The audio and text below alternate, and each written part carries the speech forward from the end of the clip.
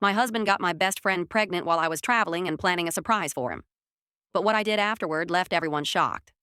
I'm Mia, and for 7 years I thought I was living the dream.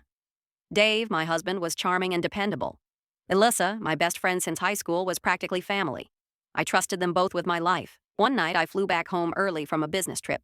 I had planned a romantic surprise for Dave, a weekend getaway to celebrate his promotion.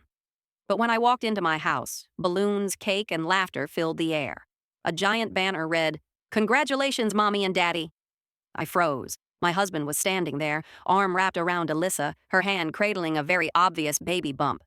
My best friend looked me dead in the eye and said almost smugly, "Mia, I guess the surprise is on you."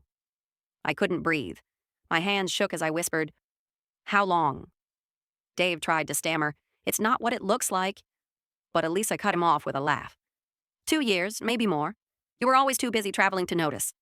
That night I packed a bag and left. No screaming, no tears in front of them, just cold silence. But inside, my world was collapsing. The next week I filed for divorce.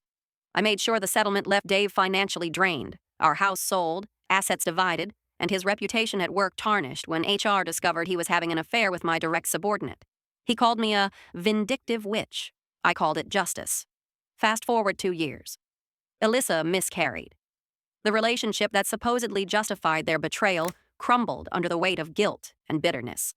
She left him, took his car, and emptied what little savings he had left. Soon after, I heard Dave was evicted, and then he called me. His voice cracked as he begged, "Mia, please, I've lost everything. You're the only one who ever really loved me." I almost laughed. "The only thing you ever loved, Dave, was yourself." I hung up, and for the first time, I felt free. But here's the twist. Months later, I learned the affair hadn't lasted 2 years like they admitted.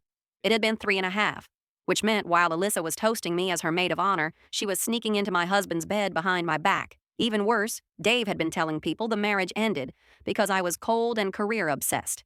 He painted himself as the victim, the nerve. But life has a way of balancing the scales. My career flourished. I became a VP at my firm. I bought my dream house. And I eventually found love with someone who values me for more than what I can give him. Do I still think about the betrayal? Yes. Some nights when it's quiet, I still hear Elyssa's smug voice saying, "The surprise is on you." But then I look around at the life I built from the ashes of their lies, and I realize the best surprise was mine all along. Now here's the question. If your husband and best friend betrayed you like this, would you ruin them publicly like I did? Or walk away silently and let karma take care of it? Follow and comment your thoughts.